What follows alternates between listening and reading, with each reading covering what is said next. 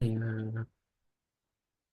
So, Hare Krishna, dear devotees, thank you for joining today. We wanted to seek the blessings of Radha Madhav, Radha Shyam Sundar Krishna, Balaram, Bal Gopal, Nrsimhadev Bhagavan, Jagannath Baladev Subhadra, Gauritash, Tulsi Manish, Haridas Thakur, Guru Maharaj, Prabhupada, and the assembled devotees. So, we wanted to go through the history of the Srimad Bhagavatam. Where does it come from? Very interesting. This is so interesting. So we've gone through this couple of times in terms of the whole Vedic knowledge. So I'm not going to go into this, but the beginning of the history of this Bhagavatam is as follows. So after having completed the entire compendium of Vedic scriptures, so all of this, Vyasadeva had written so much. So Vyasadeva felt a sense of dissatisfaction, which is really surprising. Huh? He's written so many scriptures and he's still not satisfied. He relentlessly reflected within himself, trying to find the cause of his turmoil at heart, but he could not understand the cause of his dejection. Timely, his spiritual master, Narad Muni, there he is, the son of Lord Brahma, appeared and informed him that although he has shown great mercy by putting all the Vedas into written form, he had failed to specifically and repeatedly glorify the Supreme Personality of Godhead, Sri Krishna, who is the object of all sacrifices, the ultimate benefactor, and has the highest welfare for all living beings. So this is why he was dejected, because he hadn't glorified the Supreme Lord. Although he'd written the Vedas, but still, the Supreme Lord is very deeply hidden in the Vedas. Thus, being inspired by his spiritual master, Vyasadeva meditated on the divine lotus feet of the Lord, and by his grace wrote the natural commentary on the Vedanta Sutras, which is Srimad Bhagavatam. Interestingly, Vyasadeva is known as the literary incarnation of God, as such a task could only be God sent and God's doing. So this is the conversation between Narad and Vyasadeva. So Sukadev Goswami heard this Srimad Bhagavatam from his father Vyasadeva. That's according to the chapter 2 of Canto 1, text number 2. Having already previously heard it from Lord Shiva. So this is the second time Sukadev Goswami is hearing this. And there he is, Sukadev Goswami. This is his father relating the Srimad Bhagavatam in the presence of sages. So, Maharaj Parikshit, the ruling monarch of the time and the grandson of Pandavas, once came across the hermitage of Samika Rishi in a state of dire thirst and hunger. The sage was wrapped in meditation. He failed to receive the great king properly. So the king became angry.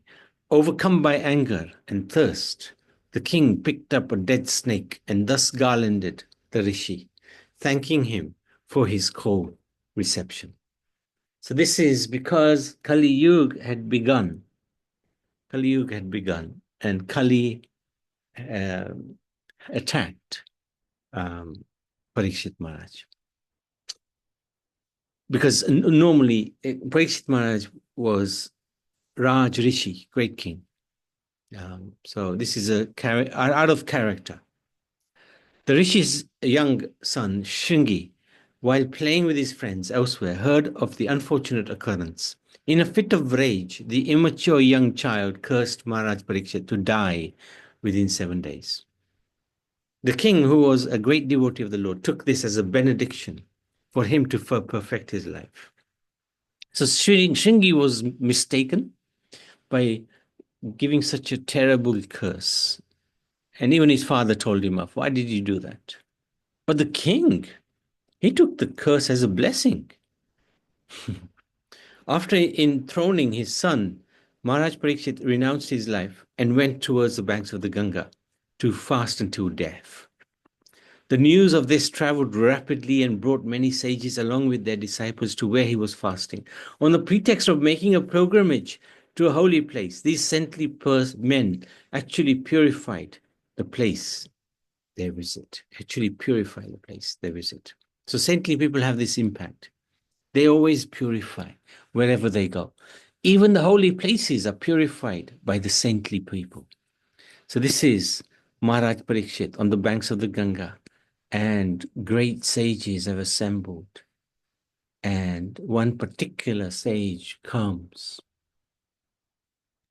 The king was glad to see all the holy men assembled near him and worshipped them by bowing his head as they arrived. Then the king asked them, "Oh, great sages, what is the most important duty of one who is about to die?" Please consider this. Fantastic question. All the sages who had gathered around Parikshit deliberated on this question, giving him different paths: Karma Kand, Karma Yoga, Jnana Yoga, etc. This was confusing for Parikshit. The great sage Sukadev, the 16-year-old son of Vyasadeva, was wandering nearby, free from all cares and completely content within himself. Wearing the garb of a avadut, spiritually entranced ascetic, as though others had neglected him. He was followed by children. At that time, he appeared on the scene in the presence of the sages and King Parikshit. Even the Vyasadeva and Narad Muni, so Sukadev's guru and grand guru, were also present in the assembly of Brahm Rishis, Raj Rishis, and sadhus. They all rose from their seat to pay their respects to him. So this must have been the most incredible scene, where this 16-year-old boy comes. He's carefree. Sukadev Goswami. His father is there. His spiritual master is there. His grand spiritual master, Narad Muni, is there. But everybody rises upon seeing him. It was considered by the whole assembly of exalted souls that Sukadev Goswami was the most qualified to advise the king. And thus he spoke the entire Srimad Bhagavatam to the king in 7 days. So he was given an asana, and he spoke. He spoke in the presence of seniors. So seniority isn't based on age, it's based on realization and knowledge. Sukadev Goswami was such a person, fully realized. Who is he? He's the son of Vyas, he's Parahamsa, Mahabhagavad devotee of the Lord. His intense love for Shri Radha and Krishna is inconceivable. He's an incarnation of Srimati Radharani's favorite parrot in Golok Vrindavan, known as Lila Sukha, who sings the sweet glories of Shri Krishna to Srimati Radharani for her pleasure, especially when she feels intense separation from her beloved, Krishna. Sukha also used to take messages from her to Krishna. This is a very exalted position that Sukadev has, spiritual world. When Srimati Radharani was about to leave this world back to the spiritual world, she told her parrot Sukha to stay here in this world. But the parrot did not want to stay here without her. Then Srimati Radharani assured her, wherever the transcendental pastimes of the Lord are being narrated, you will not feel separation from me. So the parrot Sukha started searching out for a place where Hari Katha was going on. He finally reached Kailash, the place where Lord Shiva and Parvati reside. Lord Shiva was reciting Srimad Bhagavatam to Parvati. The parrot Sukha hid himself in the green leaves of the tree under which Lord Shiva was sitting and started hearing the nectarian pastimes of his beloved Lord. So Lord Shiva was reciting Bhagavatam. Lord Shiva was completely absorbed in reciting. But Mother Parvati fell asleep at one point.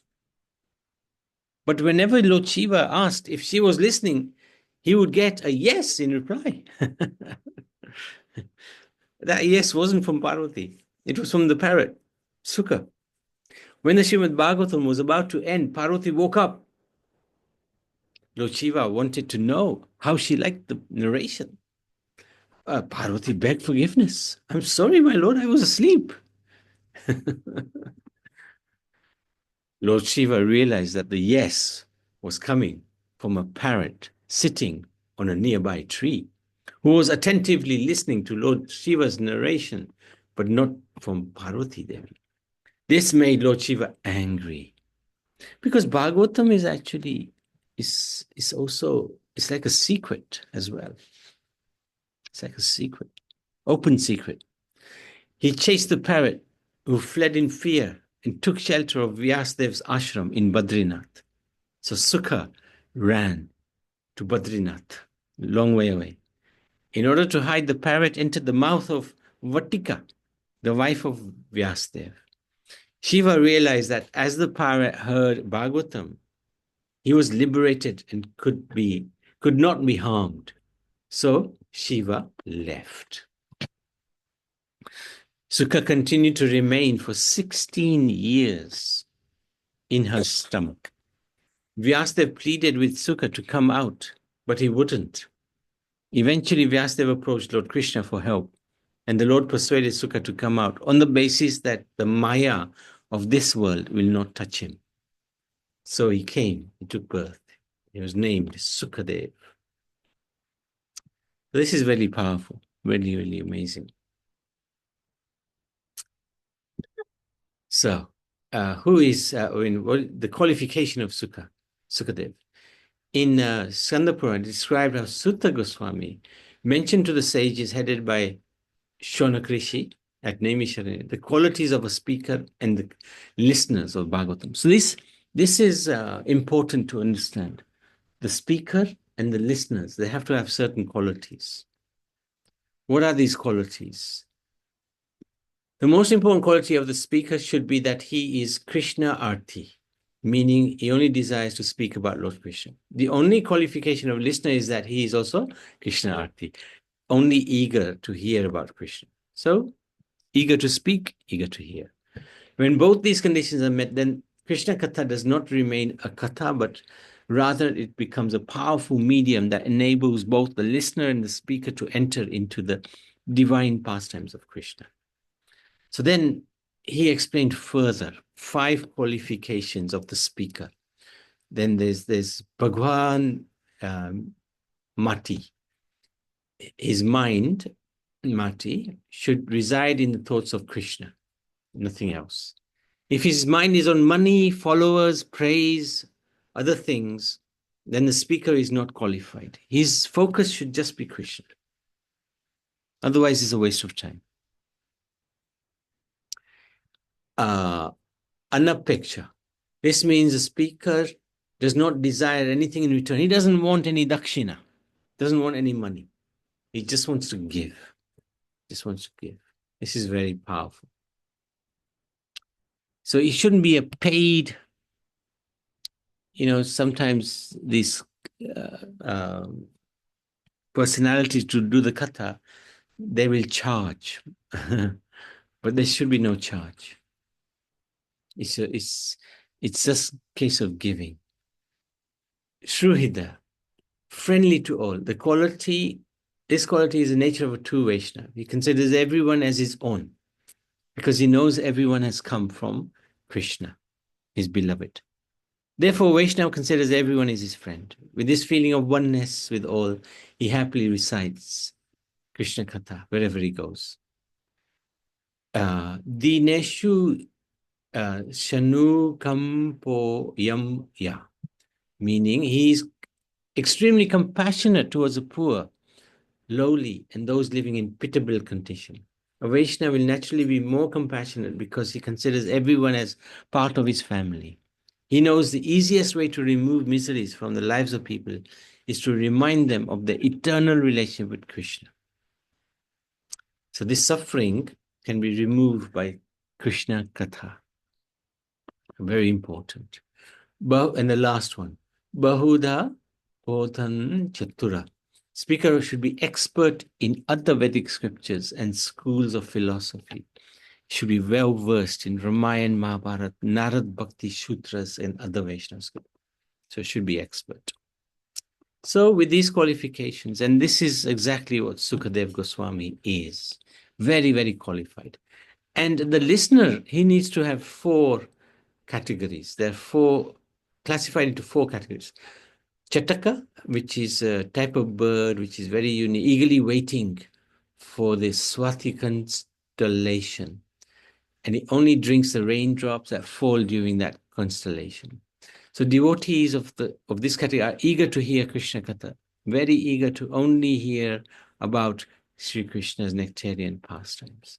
They would prefer dying and remember Krishna's name than any other topic.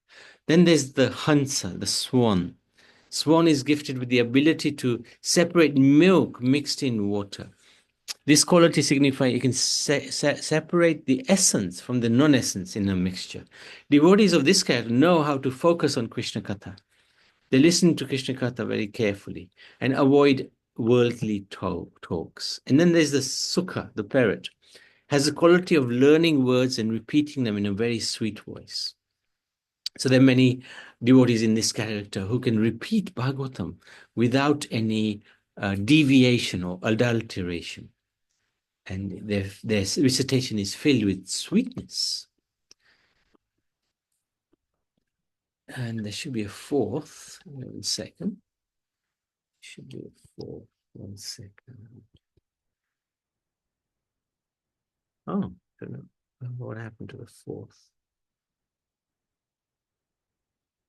Anyway, I'm not sure what happened to the fourth. Doesn't matter. So we have a little bit. Oops. 1 second.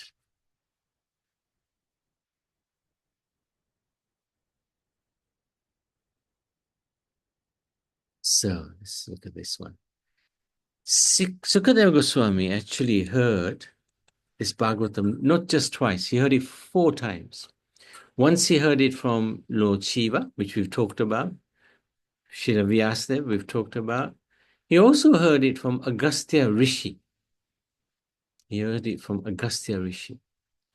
And he also heard it from Srila Narad Muni and Maharishi Devala. So there was a conversation going on there between these two great souls, and he heard it at that time as well. So 4 places he heard this. Oh, this might be the 4 qualities. Okay. Sorry, I got it understood now. So this is the third. Sorry. What?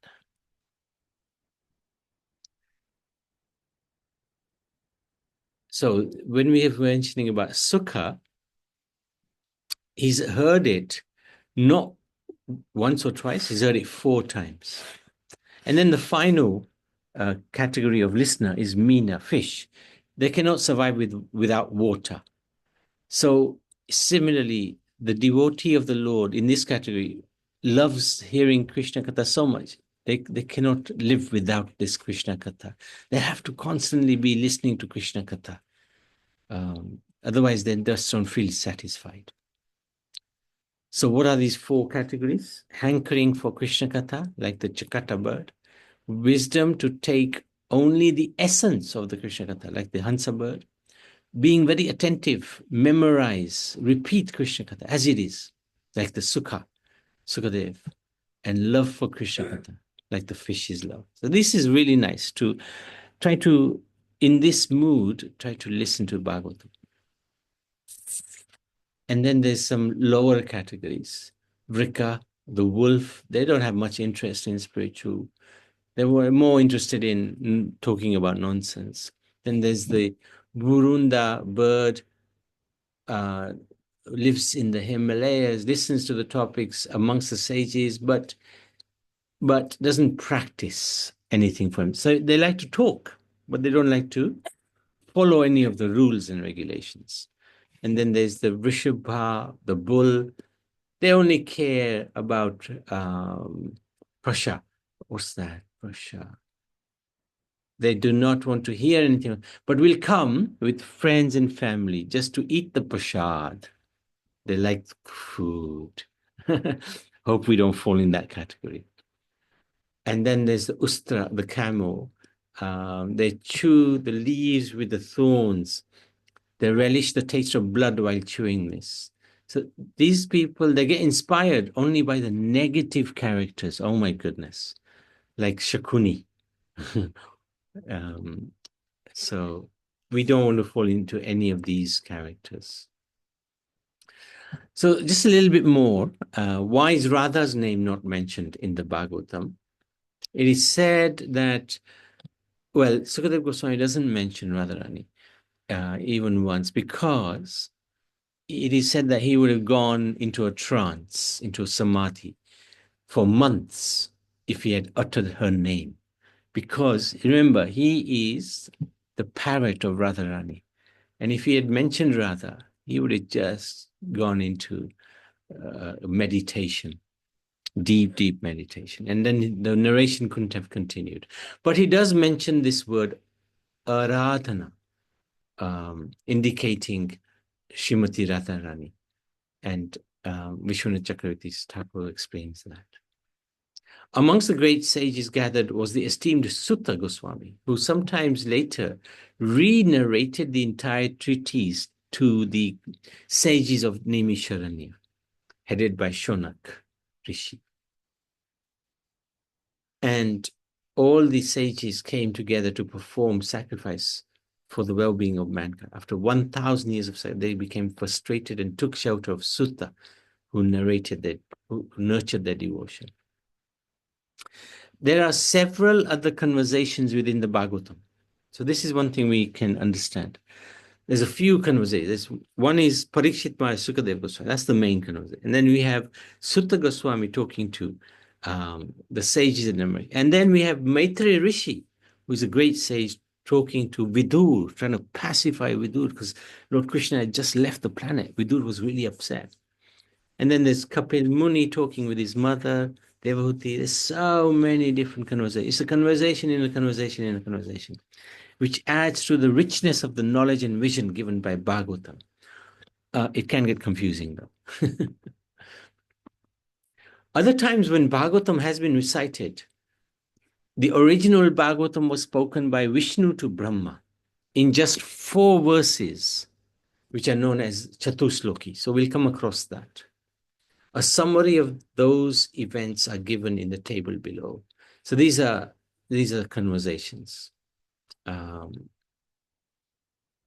have taken place in the past about Bhagavatam. Sutta Goswami to Shonak, Sukadeva Goswami to Parikshit, Narad Muni to Vyas, Brahma to Narad, Vishnu to Brahma. This is just what we talked about.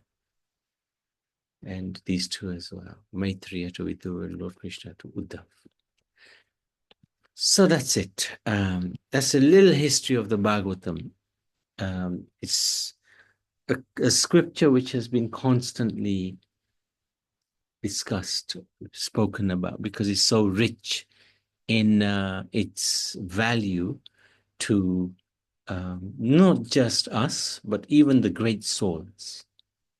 Even the great souls recite. Even the Supreme Personality of Godhead loves reciting Bhagavatam. When he came as Chaitanya, him and Gadadhar Pandit would sit for hours every day. Gadadhar would read the Bhagavatam to Chaitanya Mahaprabhu and explain the Bhagavatam. So are there any questions or comments?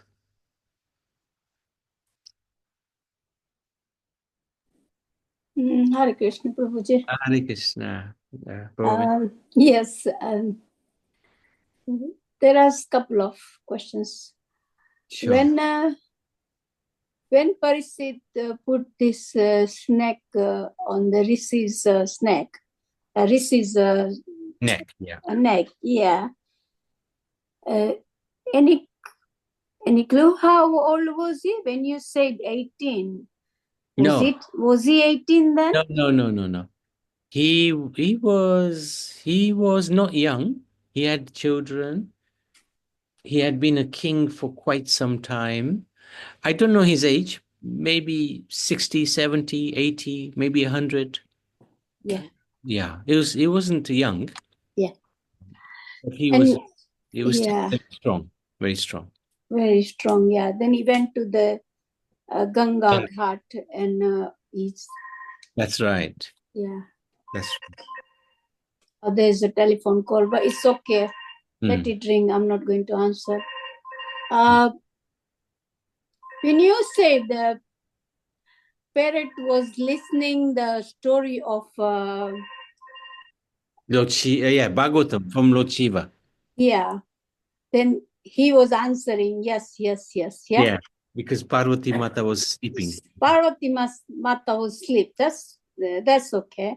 And then God Shiva realized that it was a parrot who was saying yes, yes, yes. That's right. Then you mentioned the parrot went in one of the rishis' Vyasdev's wife. Is it in the womb? He entered through the mouth. He entered to the mouth and then he stayed there. He stayed in the womb for 16 years. 16 years. Yes, he didn't want to come out because he knew this world was Maya. So he just wouldn't come out.